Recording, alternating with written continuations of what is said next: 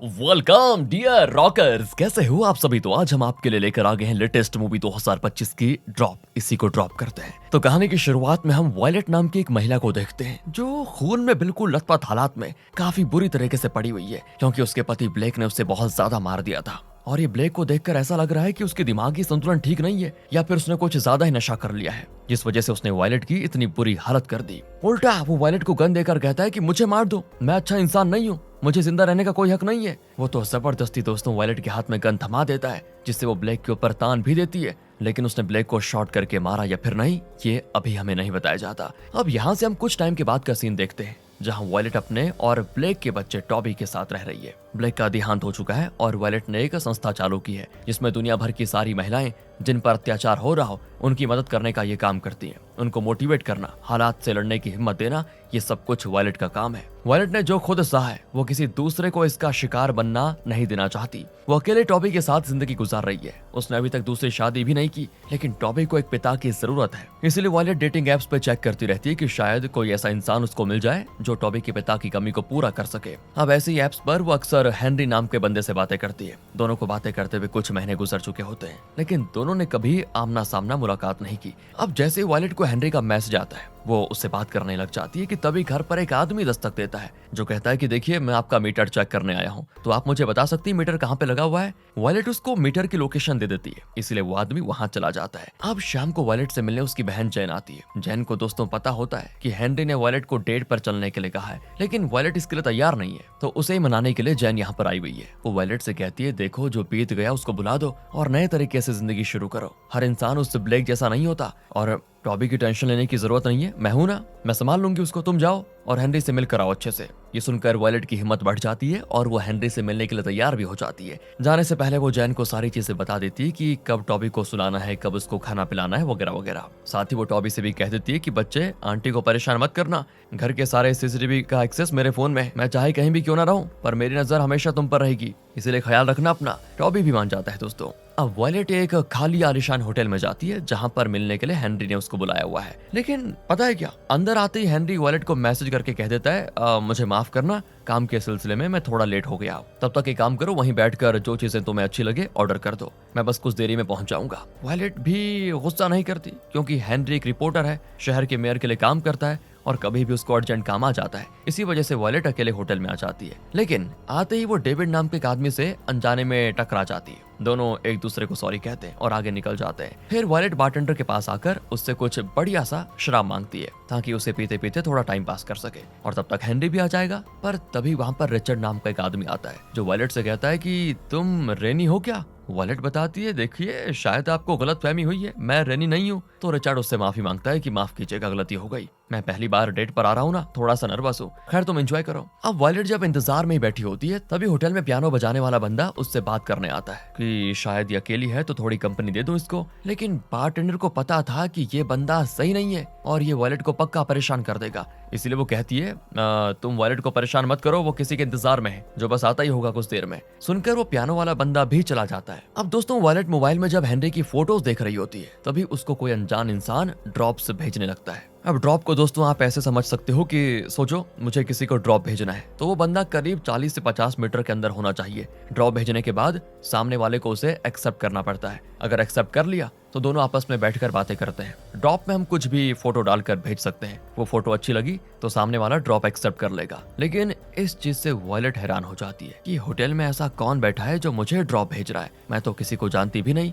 फिर ऐसी हरकत कर कौन सकता है। इसीलिए फिलहाल तो वो इस चीज को इग्नोर कर देती है कि शायद किसी और को भेजना होगा, लेकिन मेरे में गलती से आ गया। अब दोस्तों वहां पे हेनरी भी आ जाता है, जो सीधे काम से यहीं पर आया था। वो वायलेट से कहता है कि माफ करना, तुम्हें इंतजार करवा दिया ज्यादा। तो वायलेट भी कहती है कोई बात नहीं, काम ही से तो आए हो तुम। इसके बाद दोनों टेबल पर बैठकर आपस में बातें करने लगते हैं। हेनरी कहता है मैं अपना कैमरा भी साथ लेकर आया हूँ, तुम्हें इससे कोई परेशानी तो नहीं है ना, क्योंकि इसमें कुछ इंपॉर्टेंट फोटोज है, कैमरा चोरी हुआ तो फोटोज चली जाएंगी। वायलेट भी कहती है कोई बात नहीं, मुझे क्या परेशानी होगी। इसके बाद वहां पर वेटर आता है, बड़ा ही अलग किस्म का बंदा लगता है, थोड़ा फनी और थोड़ा क्रीपी भी, यानी कि अंदर से कुछ और बाहर से कुछ और दिखाने वाला। वो दोनों से पूछता है कि आपका ऑर्डर क्या है, क्या स्पेशल लेकर आऊं आपके लिए, बताइए। यहाँ पर ये बातें हो रही थी दोस्तों, तो वहीं वॉलेट का मोबाइल ड्रॉप से भर चुका था। जो भी था वो बार बार वॉलेट को ड्रॉप भेजा जा रहा था ताकि वो उसको एक्सेप्ट कर ले। हेनरी कहता है सब ठीक तो है ना, तुम परेशान लग रही हो। तो वॉलेट उसको भी ड्रॉप्स के बारे में बता देती है कि न जाने कौन ये भेज भेज कर मुझे परेशान कर रहा है। हेनरी कहता है छोड़ो इसको, कोई तुम्हें ये भेज कर तुम्हारा अटेंशन पाना चाहता है, इग्नोर करो उसको, अटेंशन मत दो। लेकिन वॉलेट अभी भी परेशान है दोस्तों। तो जिस नाम से ड्रॉप्स आ रहे होते हैं ना, हेनरी पूरे होटल के अलग अलग हिस्सों में जाकर चेक करता है कि जहाँ भी इस नाम की रेंज ज्यादा है इसका मतलब वो वहीं पर होगा जो ड्रॉप्स भेज रहा है मतलब। लेकिन वो रेंज थी ना, वो कई सारे लोगों के पास जाने पर सेम ही बता रहा होता है। इसलिए हेनरी फिर से वॉलेट के पास आ जाता है और कहता है कि मोबाइल को बंद करके बैग में डाल दो, या तुम्हारी नजर उस पर जाएगी और ना ही तुम्हें टेंशन होगी। लेकिन अब इतने ज्यादा ड्रॉप से वॉलेट परेशान होकर आखिरकार उसे एक्सेप्ट कर ही लेती है। जहां दूसरी तरफ से वो बंदा कहता है अपने घर के सीसीटीवी की फुटेज एक बार चेक करो। ये सुनकर वॉलेट जैसे ही अपने घर में लगे सीसीटीवी को चेक करती मोबाइल पर, उसको उसके घर के हॉल में एक आदमी दिखाई देता है जिसने मास्क लगाया हुआ है और वो सीसीटीवी की ओर गन दिखा रहा होता है। वो ये बताने की कोशिश कर रहा था कि वॉलेट मेरे पास गन है और अभी मैं तुम्हारे घर पर मौजूद हूँ। ये देखकर तो वॉलेट के पसीने छूट जाते हैं। वो हेनरी को इसके बारे में बताने वाली होती है कि तभी वो बंदा मैसेज करके कहता है किसी को भी इसके बारे में मत बताना वरना तुम्हारा बेटा मारा जाएगा।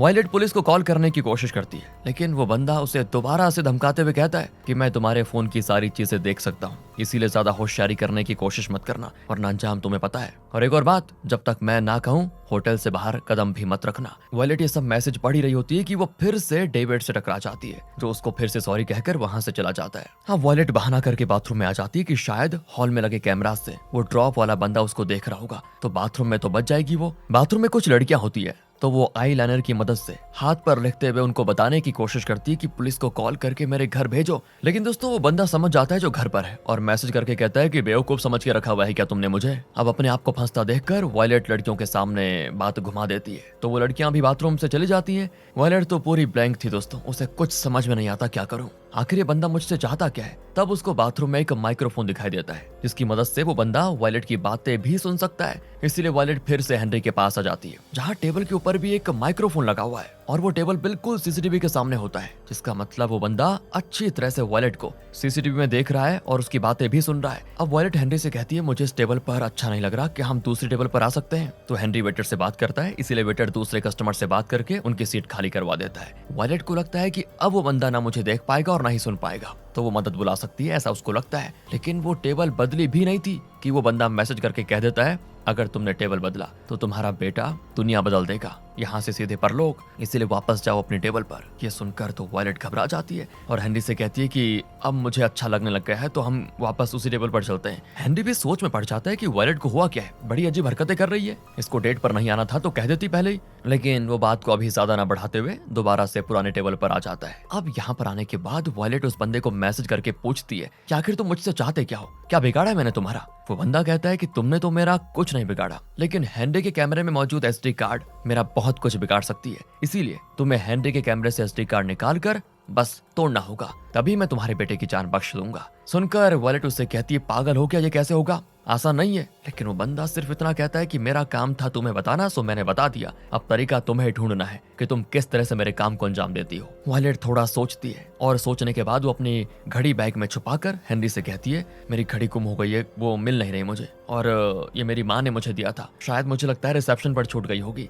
हेनरी कहता है ठीक है मैं लेकर आ जाता हूँ, शायद वो घड़ी वहीं पर होगी अभी भी। हेनरी जैसे ही वहां पर जाता है ना, वॉलेट उसका बैग खोलती है और कैमरा सबसे पहले चेक करती है, जिसमें कुछ बिल्स वगैरह की फोटोज मौजूद होती हैं। लेकिन उसे कुछ समझ नहीं आता कि ये क्या है, इसीलिए वो तुरंत एसडी कार्ड अपने पास रख लेती है, जिसके बाद हेनरी भी वहां पर पहुंच जाता है। अब वो बंदा फिर से मैसेज करता है कि एसडी कार्ड लो और उसे तोड़ दो, बाथरूम में फ्लश कर दो, जल्दी जाओ टाइम नहीं है। ये पढ़ने के बाद वॉलेट फिर से बहाना करके बाथरूम आ जाती है और एसडी कार्ड तोड़कर उसे फ्लश करके उस बंदे से कहती है अब तो तुम्हारा काम हो गया ना, मेरे बेटे को छोड़ दो, मुझे परेशान करना बंद करो। वो बंदा कहता है कि मैं तुम्हें बताना भूल गया, सॉरी उसके लिए, पर काम अभी पूरा नहीं हुआ है, अभी भी कुछ काम बाकी है। टावल डिस्पेंसर खोलो, उसमें जहर की बोतल होगी, उसको हेनरी के ड्रिंक में मिला दो, तब जाकर मैं तुम्हारे बेटे को छोड़ूंगा। और ये पढ़कर तो वॉलेट के सच में होश उड़ जाते हैं कि नहीं ये मैं नहीं कर सकती, हेनरी ने क्या बिगाड़ा है, मैं क्यों उसकी जान लूंगी, वो अच्छा इंसान है। लेकिन वो बंदा कहता है कि तुम्हारे बेटे से भी अच्छा इंसान है क्या वो, अपने बेटे के लिए तो करना ही पड़ेगा तुम्हें, और वैसे तुम्हें टेंशन क्यों हो रही है, पहली बार का थोड़ी है,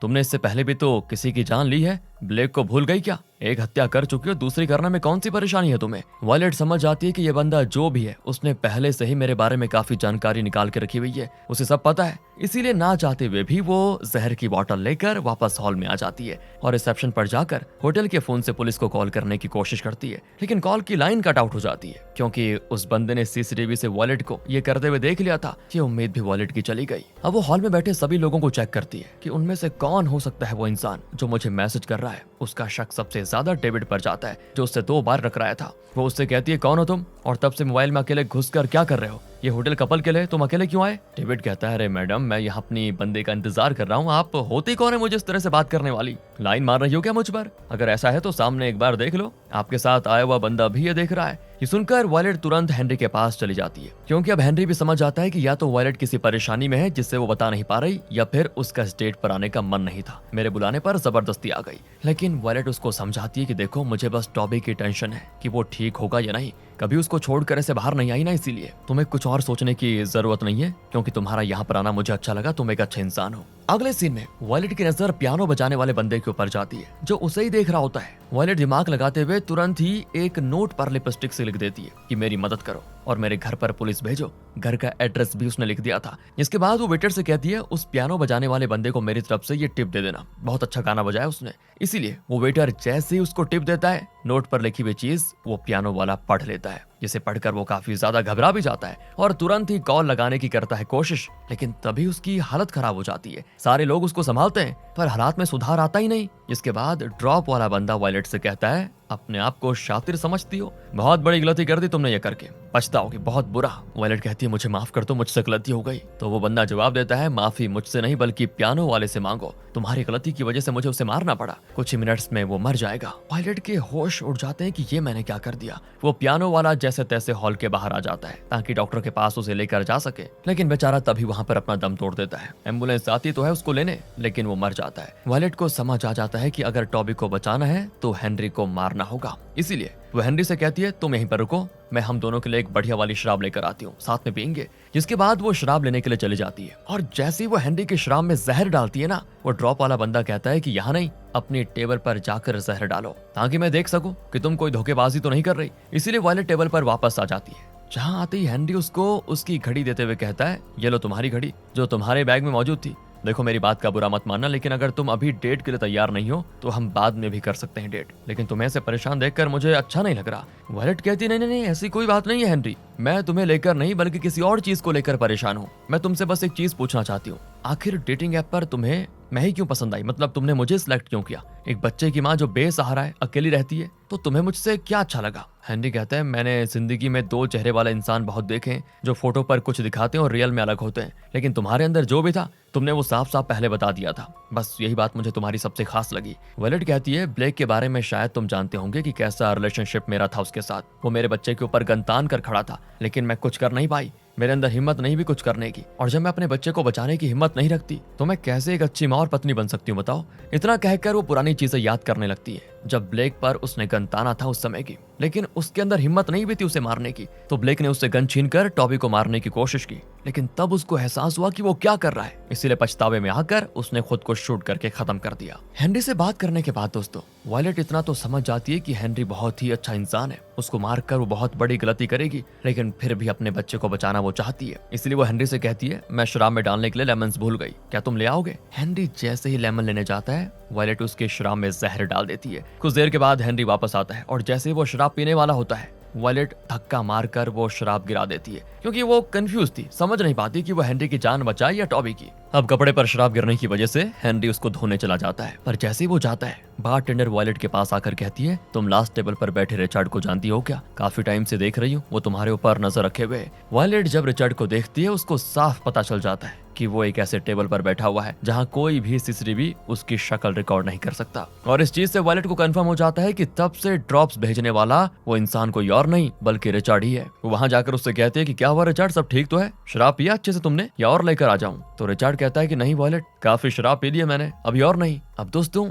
एक गलती हो गई। वायलेट उससे कहती है कि मैंने तुम्हें कब बताया कि मेरा नाम वायलेट है? इसका मतलब तो तुम ही वो इंसान हो जिसने मेरे घर पे उस बंदे को भेजा है और तब से मुझे तुम ही परेशान कर रहे हो। सच्चाई सामने आने के बाद रिचर्ड कहता है कि बड़ी शातिर हो, बैठो यहाँ पर, कहीं जाने के बारे में सोचना भी मत क्योंकि तुम्हारे बेटे की जान अभी भी मेरे हाथों में है। वायलेट सीधा कहती है कि एक बात बताओ, आखिर तुम ये सब कर क्यों रहे हो? क्या बिगाड़ा है हेनरी ने तुम्हारा? रिचर्ड बताता है कि मैं मेयर का सबसे खास आदमी हूँ। मेयर ने कई सारे घोटाले कर रखे हैं जिनके बिल की फोटोज चुपके से इस हेनरी ने खींच ली। तुम्हें क्या लगता है कि ये हेनरी एक रिपोर्टर है? ये FBI का अंडरकवर एजेंट है। उसे सिर्फ सबूत चाहिए थे मेयर को फंसाने के लिए, जिसे वो कोर्ट में दिखा देता तो इससे मेयर को जेल हो जाती ना। लेकिन तुमने उस सबूत को जो SD कार्ड में मौजूद था उसे फ्लश कर दिया। अब बारी है हेनरी को भी फ्लश करने की। जल्दी से उसको जहर वाली शराब पिलाओ, तुम्हारा बेटा बच जाएगा। और हाँ, बेटा तो बच जाएगा लेकिन तुम फंस जाओगी हेनरी को मारने के आरोप में, क्योंकि जहर डालते वक्त CCTV ने तुम्हें रिकॉर्ड कर लिया है। अपने बेटे के लिए इतना तो कर ही सकती हो ना। ये दोनों बातें कर ही रहे होते हैं कि तभी वहां पर हेनरी आ जाता है, जो वायलेट से कहता है कि सब ठीक तो है वायलेट, ये आदमी कौन है,